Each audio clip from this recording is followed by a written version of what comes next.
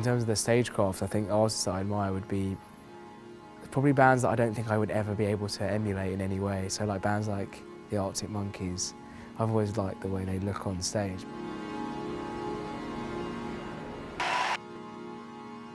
I remember when my dad was playing the Pink Floyd and the Brick in the Wall record, and that was the first time I ever remember thinking, like, this is amazing.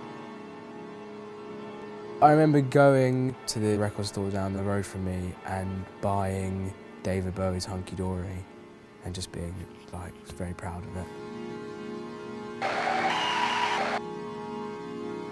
I think my parents had the biggest influence on my musical taste, particularly my mum. Anything that she listened to, I love.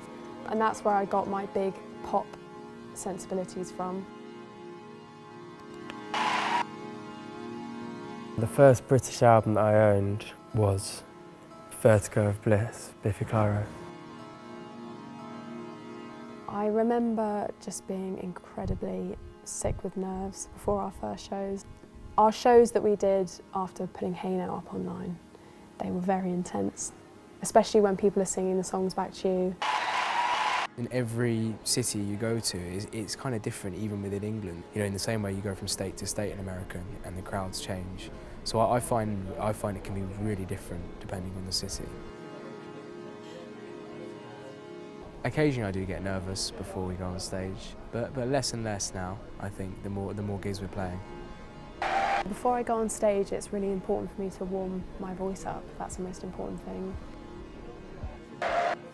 I would say that British audiences tend to maybe be slightly less rowdy than elsewhere we've been. Having said that, the show in London that we did recently, everyone was quite rowdy. So you never know, it's always a surprise.